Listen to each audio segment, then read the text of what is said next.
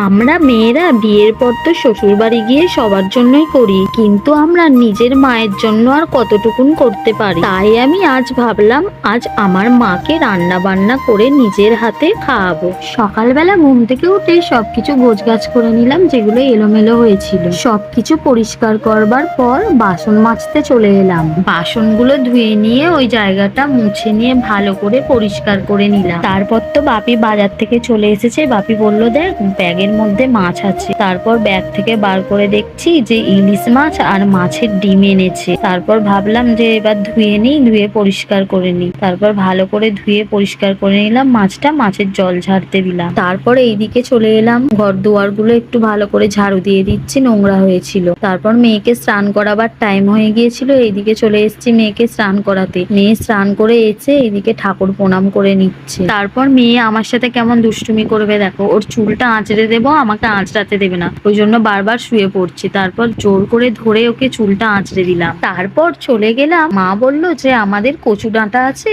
কেটে নিয়ে আয়। তাই মা আর আমি মিলে চলে গেলাম কচু ডাঁটা কাটতে। তারপর দেখো আমি বেশ অনেকগুলোই কচু শাক কেটে নিলাম। মাম্মামের জন্য ওর মামু নিয়ে এসেছিল একটু সীতাভোগ, তাই ওকে দিয়ে দিলাম। স্নান করে এসে বায়না করছিল কিছু খাবে। আমি স্নান করে তাড়াতাড়ি করে ছাদে জামা কাপড়টা শোকাতে চলে গেলাম। আজকে ছিল খুব সুন্দর রোদ, তাই জন্য জামা কাপড়গুলো খুব তাড়াতাড়ি শুকিয়ে গিয়েছিল। তাই শোকানো জামা কাপড়গুলো আমি নিয়ে চলে আসবো। তারপর তো ওখান থেকে এসে সিঁদুর পরে নিলাম, নিজে রেডি হয়ে গেলাম। তারপর রান্না বান্না করতে হবে, সবজি কাটতে বসে পড়লাম। সবজিগুলো কাটাকাটি করে ধুয়ে নিলাম। তবে যতটা পারি সাহায্য করি, মা কিন্তু করতে দেয় না। মা বলে তোর অনেক কষ্ট হবে, তোকে কিছু করতে হবে না, তুই তো সারাক্ষণ করিস। তবে কি বলতো, মাও তো সারাক্ষণ করে, তাই ভাবলাম মাকে একটু সাহায্য করি। তারপর আমি কি রান্না করলাম তোমাদেরকে তো বলতে ভুলেই গেছি। আজকে করেছিলাম হচ্ছে কচু শাকের ডাঁটা দিয়ে ইলিশ মাছের মাথা দিয়ে সবজি, আর ছিল তার সাথে মুসুর ডাল